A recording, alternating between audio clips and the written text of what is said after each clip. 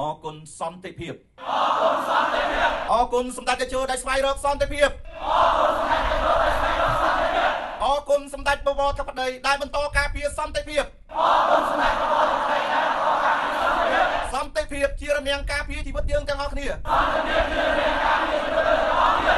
សូមអរគុណទៅដល់បងប្អូនយើងទាំងអស់ជាពិសេសកន្លងទៅយើងឈរជើងនៅព្រំដែនជាង3ខែយើងឈរជើងចាប់តាំងពីពេលផ្ទុះអាវុធភ្លាមគឺ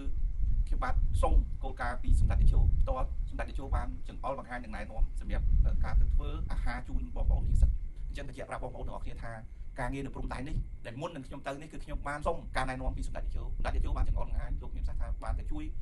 ធ្វើម្ហូបបម្រើទៅដល់បងប្អូននិស្សិតនឹងល្អណាស់មានការចង្អុលបង្ហាញទើបយើងអាចធ្វើបានហើយដំបូងយើងអត់ហ៊ានបង្ហាញពីការណែនាំរបស់សម្ដេចតេជោទេព្រោះខ្លាចក្រុមការងារយើងធ្វើអត់បានល្អមិនទៅជួយទៅបង្កការប៉ះពាល់ដល់សម្ដេចតេជោវិញដល់តែធ្វើប្តីវិញអញ្ចឹងបងប្អូនថាយើងអាចទៅធ្វើកិច្ចការងារនៅទីនោះបានមានការចង្អុលបង្ហាញពីសម្ដេចតេជោនិងការយកចិត្តទុកដាក់ពីសម្ដេចធិបតីក្រុមការងារខ្ញុំអរគុណណាស់យើងធ្វើការទាំងយប់ទាំងថ្ងៃក្នុងការចូលរួមការពារសង្គមរបស់យើងកាលណាយើងការពារ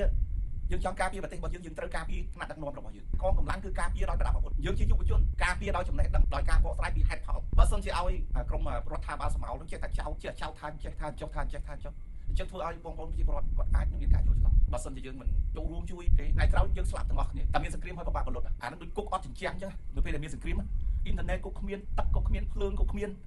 ហើយរត់គេចគ្រាប់ហើយជំងឺអត់មានពេទ្យព្យាបាលបាយទឹកមិនដឹងនៅណាដដើមគ្នាហើយគ្នាតែមានសង្គ្រាមហើយអានឹងគឺពិបាកណាស់អញ្ចឹងយើងចូលរួមជាមួយគ្នាតែខាតត្រូវតែចូលរួមជីវិតរបស់ខ្ញុំការតាំងចិត្តរបស់ខ្ញុំគឺខ្ញុំនៅជាមួយសង្គមការលះបង់របស់ខ្ញុំទោះបីខ្ញុំមានតិចមានច្រើនគឺខ្ញុំតែងតែផ្សារភ្ជាប់ជាមួយសង្គម